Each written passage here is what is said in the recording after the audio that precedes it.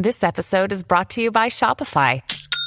Forget the frustration of picking commerce platforms when you switch your business to Shopify, the global commerce platform that supercharges your selling wherever you sell. With Shopify, you'll harness the same intuitive features, trusted apps, and powerful analytics used by the world's leading brands. Sign up today for your $1 per month trial period at shopify.com/tech, all lowercase. That's shopify.com/tech. This is Optimal Living Daily, episode 3143. If you own one thing in the world, let it be this, by Kerry Ogden with NoSidebar.com. And I'm Justin Malik, and I'm going to jump right into today's post as we optimize your life. If you own one thing in the world, let it be this, by Kerry Ogden with NoSidebar.com. Quote, "And the day came when the risk to remain tight in a bud was more painful than the risk it took to blossom." Elizabeth Appel. Almost everyone lives out of the misguided belief that they aren't enough. Caught in the comparative mind, we judge ourselves against unrealistic ideals. What most don't realize is that at a primitive level, this need to prove our worth is rooted in the need to belong. I should know the story of my life is of wanting to belong. I believe that if I could just find my tribe, I'd feel at ease and be at home. I looked for it everywhere, and when the miracle didn't happen, I tried to smoke it, eat it, buy it, clean it, perfect it, and fill in the blank it. After years of searching, it finally dawned on me that I had betrayed my deepest self along the way. All those attempts at fitting in were repeated demonstrations that I wasn't enough. That soul-heavy moment was my invitation home. I'm still on that journey with minimalism as my companion. Why minimalism? Because the lifestyle is essentially about releasing attachment to what no longer serves you as to focus on what matters most. Since what matters changes over a lifetime, there is no right or wrong way to do it. Minimalism is less about the quantity of items you have than it is the quality of life you create. I go so far as to say there is only one thing in this world you really need to own, and that's you. The trick is to own yourself completely and so bone-knowingly that no one can shake you free. You are solidly rooted within. Once you see if how your life has been guided by limited beliefs, you can work on the fears that drive them. As you free yourself from those fears, you come closer to living from your most authentic self. That's the freedom of true belonging. Owning yourself. 3 practices that are essential for the quest are solitude, boundaries, and connection. Master these, and you master yourself. Number 1, distraction is the enemy of solitude. To successfully own ourselves, we must build a capacity to be contentedly alone. Philosopher Paul Tillich said, quote, "Language has created the word loneliness to express the pain of being alone, and it has created the word solitude to express the glory of being alone." End quote. Be prepared. The brain will tell you stories, blurring the lines between loneliness and solitude. It will confuse self-reflection with boredom and encourage you to choose comfort over courage. It will convince you something compelling is waiting elsewhere. Our minds need to wander now and then, but instead of encouraging this, we make it a point to stay preoccupied. Interestingly, in my field, having a preoccupied attachment is not so good. These folks crave intimacy, but doubt their worth, making it hard for them to trust that they are loved. Preoccupied children are anxious and need a lot of reassurance. As they mature, they need constant interaction to assuage their insecurity, yet often still feel alone. Social media is ripe territory for these souls where unlimited likes are waiting at every post. All they have to do is figure out the formula. While validation is wonderful and necessary, when we cater to others, we forget who we are. We develop a personality dysmorphia, forming ourselves into the image of the highest bidder. The ability to be alone with ourselves is key to the development of empathy, identity, and creativity. Kids growing up looking down are not developing these important traits. Truth is, we must all learn to be okay with ourselves without distraction. One of the great rewards of solitude is an increased capacity to reflect on who we are and want to be.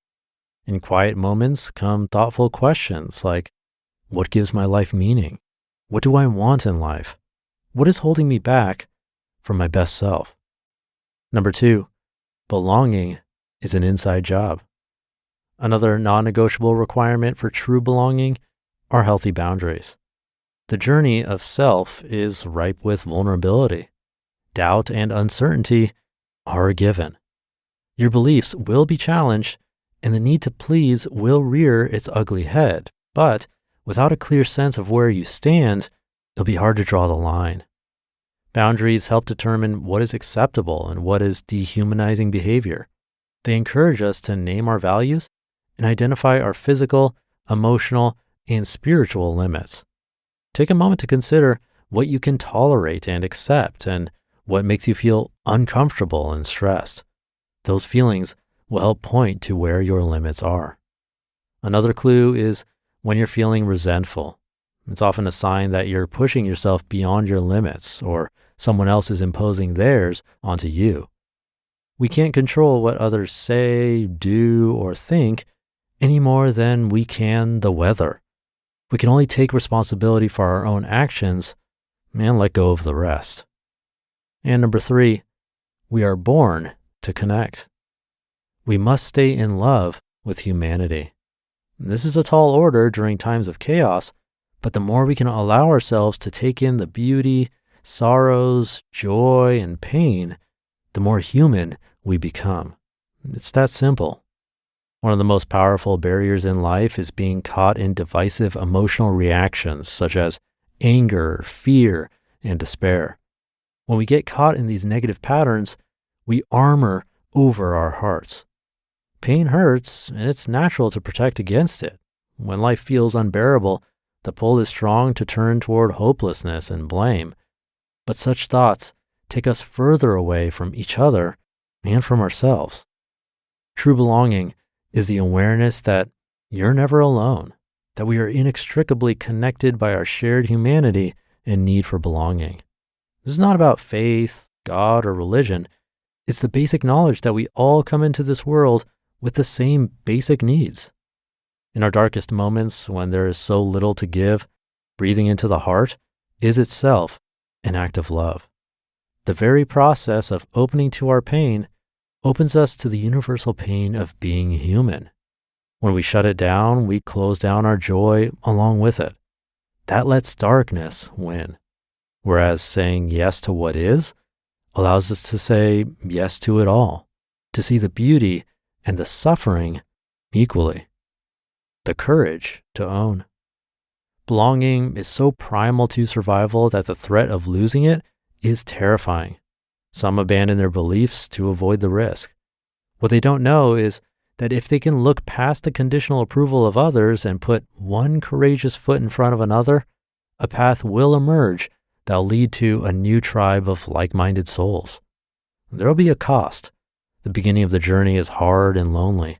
You need a warrior's heart, tough and tender, fierce and kind, brave and afraid.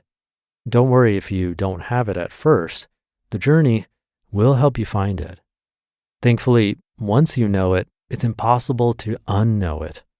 The work is then to get to a place where we extend the same courtesy, care, and compassion to ourselves as we do the ones we love. The work is hard, but worth it because you are worth it.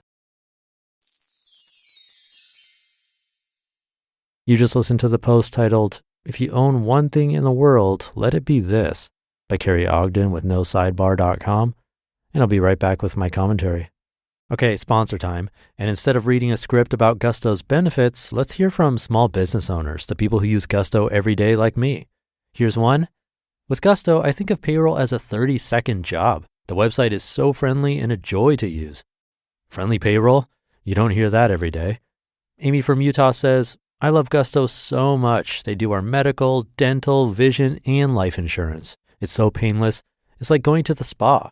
And we have great options and rates even though we're a super small team. Health insurance like going to the spa? Wow. And here's what Mneet says about Gusto's support team.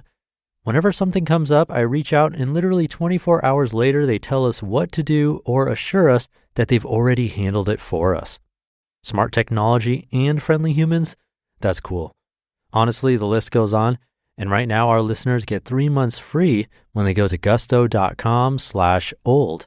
Yep, 3 months of payroll, benefits, admin, and more, totally free. Again, that's gusto.com/OLD. Thank you to Kerry, a guest writer on NoSidebar. The pressure to fit in and change ourselves is especially forceful these days with social media. It's really easy to compare ourselves to others when it feels like most of the apps and tools we use are constantly filled with other people's stories and pictures. It can put us into this spiral of always trying to chase some illusion of the perfect life, which doesn't exist, obviously, even though others' social media profiles might make it look like the perfect life does exist. And I'll talk about this idea of distraction and solitude for a bit because that's something I do have a decent amount of experience in. If you've ever spent time meditating, you know you've spent what feels like forever in solitude and know how quickly our minds go from peaceful to chaotic, really in the blink of an eye.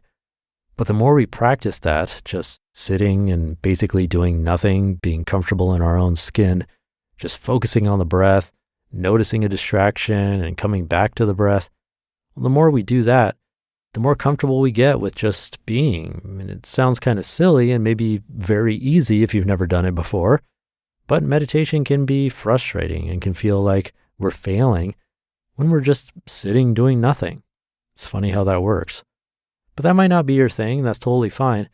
Hopefully there's something here that hit home or that made sense for you in your own life.